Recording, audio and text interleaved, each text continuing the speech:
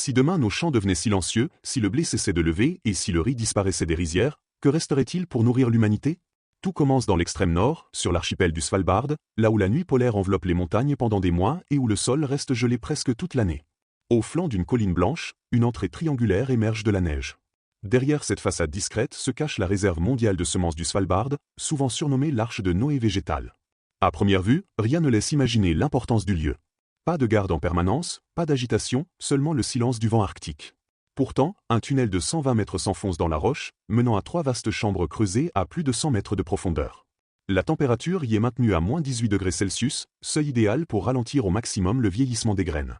Même si l'électricité venait à s'interrompre, le pergélisol naturel, stable autour de moins 6 degrés, continuerait à protéger ce trésor. Ici, la montagne elle-même agit comme un bouclier. Pourquoi construire un tel sanctuaire? Parce que notre système alimentaire traverse une période de vulnérabilité sans précédent. Depuis le début du XXI siècle, la température moyenne mondiale a augmenté d'environ 1,2 degrés Celsius. Ce chiffre peut sembler minime, mais il amplifie les sécheresses, intensifie les pluies extrêmes et perturbe les saisons. Dans certaines régions, les agriculteurs sèment plus tôt. Ailleurs, ils récoltent plus tard. Les cycles traditionnels se décalent. À cela s'ajoute l'urbanisation rapide, qui grignote les terres fertiles, et l'industrialisation qui homogénéise les cultures. En un siècle, près de 75% de la diversité génétique des plantes cultivées ont disparu.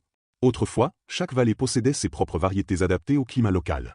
Aujourd'hui, l'agriculture mondiale repose principalement sur moins de 30 espèces majeures.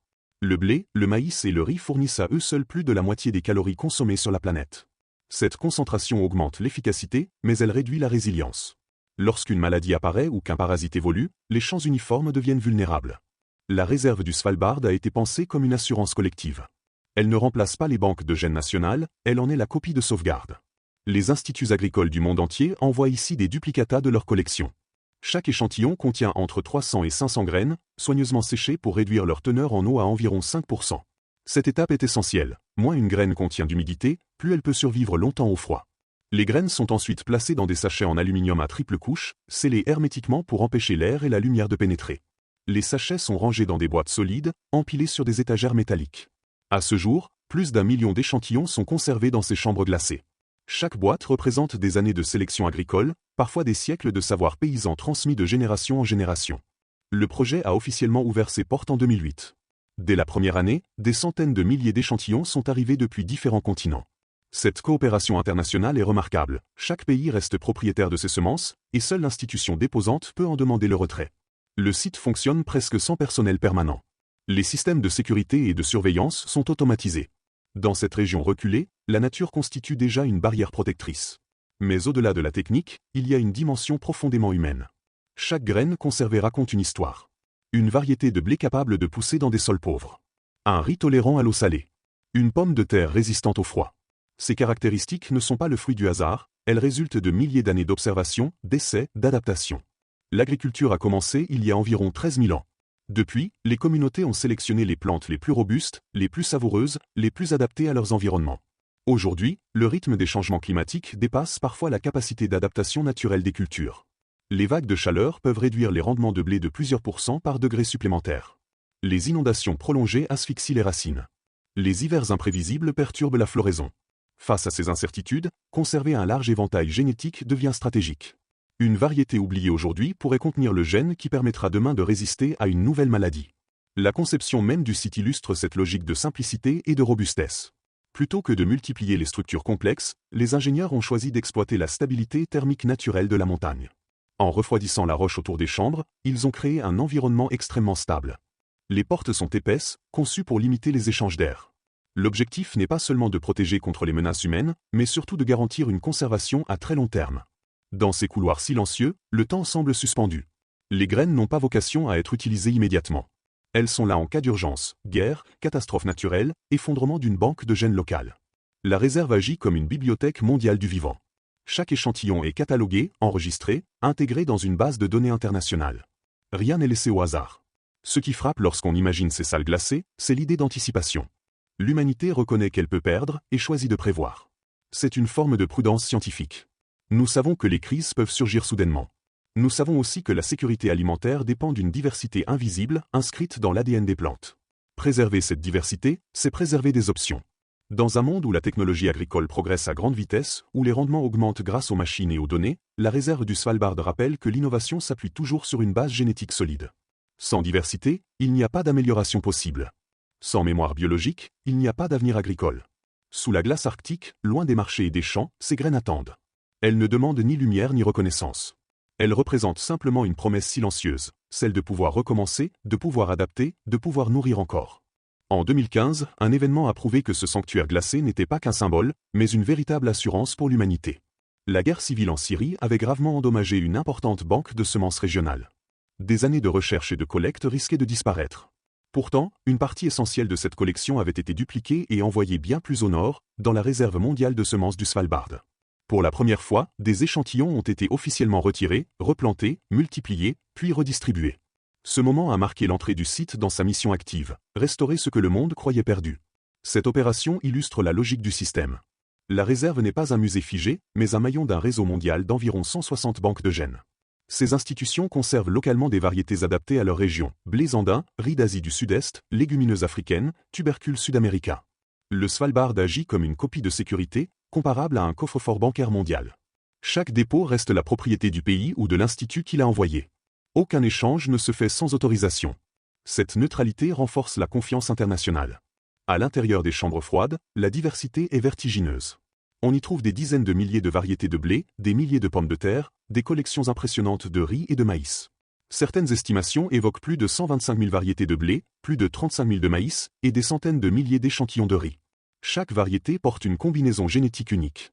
Certaines tolèrent des sols salins. D'autres résistent à des insectes spécifiques. D'autres encore survivent avec très peu d'eau. Pourquoi conserver autant de différences alors que les supermarchés semblent offrir toujours les mêmes produits? Parce que la diversité génétique fonctionne comme une boîte à outils. Lorsque les conditions changent, les chercheurs peuvent identifier un gène particulier, le croiser avec une variété moderne, et créer une plante plus résistante. Sans cette réserve de traits génétiques, l'amélioration variétale serait limitée. L'histoire agricole regorge d'exemples qui montrent les risques de l'uniformité. Au VIe siècle, en Irlande, la dépendance à une seule variété de pommes de terre a amplifié les conséquences d'une maladie fongique. Plus récemment, certaines plantations de bananes commerciales ont été menacées par des champignons capables d'attaquer des variétés génétiquement très proches. Lorsque toutes les plantes partagent la même faiblesse, une seule infection peut provoquer des pertes massives. Aujourd'hui, le changement climatique accentue ces menaces. Les vagues de chaleur réduisent la fertilité du pollen chez certaines céréales. Les pluies irrégulières perturbent la pollinisation. Les ravageurs migrent vers de nouvelles régions à mesure que les températures augmentent. Les scientifiques estiment que pour chaque degré supplémentaire, les rendements de certaines cultures majeures peuvent diminuer de plusieurs pourcents si aucune adaptation n'est réalisée. Dans ce contexte, disposer d'un vaste réservoir génétique devient essentiel. Mais la conservation ne suffit pas. Elle doit s'accompagner d'innovation.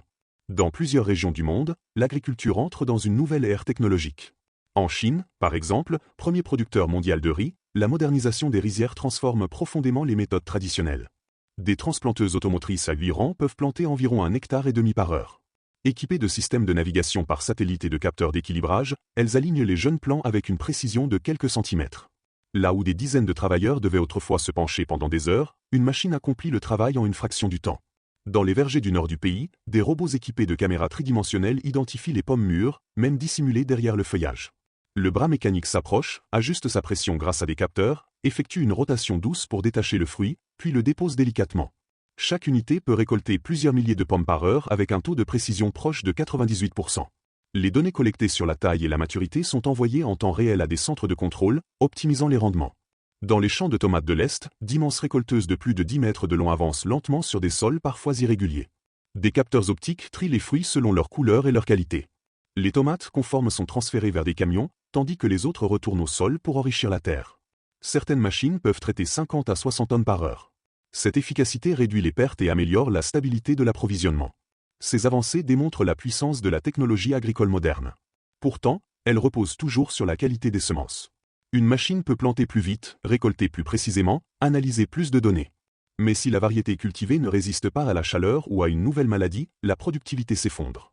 La technologie et la diversité génétique ne sont pas opposées. Elles sont complémentaires. C'est ici que le lien avec le Svalbard devient évident. Tandis que les champs se mécanisent et que les rendements augmentent, la base génétique doit rester large. Les sélectionneurs ont besoin d'accéder à des traits anciens pour créer des variétés adaptées aux conditions futures. La réserve glacée offre cette sécurité silencieuse. Au cœur de cette coopération internationale, une idée simple se dessine. anticiper plutôt que réagir. Les graines conservées aujourd'hui ne répondent pas seulement aux défis actuels, mais aussi à ceux que nous ne pouvons pas encore prévoir. Dans chaque sachet scellé se cache peut-être la clé d'une résistance future, d'une adaptation décisive. Ainsi, entre les chambres froides du Nord Arctique et les champs mécanisés d'Asie, se dessine un équilibre subtil. D'un côté, la mémoire du passé. De l'autre, l'innovation du présent.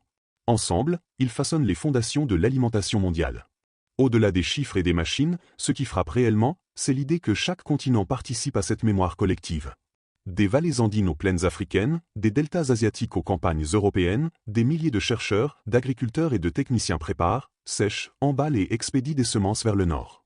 Chaque colis qui arrive au Svalbard traverse des milliers de kilomètres avant d'être enregistré et placé dans les chambres glacées de la réserve mondiale de semences du Svalbard. Ce voyage symbolise une confiance partagée, celle que la sécurité alimentaire est une responsabilité commune. En observant l'évolution récente, on comprend que cette coopération n'est pas un luxe, mais une nécessité. Les chaînes d'approvisionnement mondiales sont interconnectées. Un conflit régional, une crise énergétique, une catastrophe naturelle peuvent perturber la circulation des engrais, des carburants ou des denrées alimentaires. En quelques semaines, les prix peuvent fluctuer fortement. En quelques mois, certaines régions peuvent connaître des pénuries. Dans un monde aussi interconnecté, la stabilité dépend autant de la logistique que de la diversité biologique. Les scientifiques estiment qu'il existe encore des milliers de variétés locales non entièrement étudiées. Certaines poussent dans des environnements extrêmes, zones arides, sols acides, régions montagneuses balayées par le vent. Ces plantes ont développé des mécanismes d'adaptation fascinants. Racines plus profondes pour capter l'eau. Feuilles plus épaisses pour limiter l'évaporation. Cycle de croissance raccourci pour éviter les périodes de sécheresse. À l'échelle moléculaire, ces caractéristiques correspondent à des combinaisons génétiques précises. Les conserver, c'est préserver une bibliothèque d'innovation naturelle. Dans les chambres froides, certaines graines peuvent rester viables pendant des décennies, voire des siècles pour certaines céréales comme le blé. Le froid ralentit les réactions chimiques internes et stabilise l'ADN. À moins 18 degrés Celsius, le métabolisme des graines est presque suspendu. C'est un peu comme si le temps agricole était mis en pause. Les générations futures pourront, si nécessaire, réveiller ces graines et relancer des cultures disparues.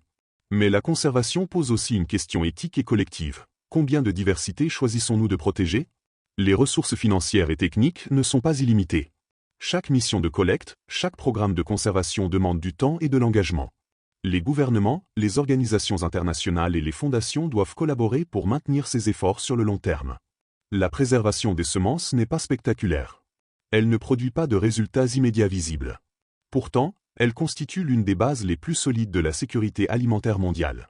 Dans le même temps, l'agriculture continue d'évoluer. Les données satellites analysent l'humidité des sols. Les capteurs mesurent la croissance des plantes en temps réel.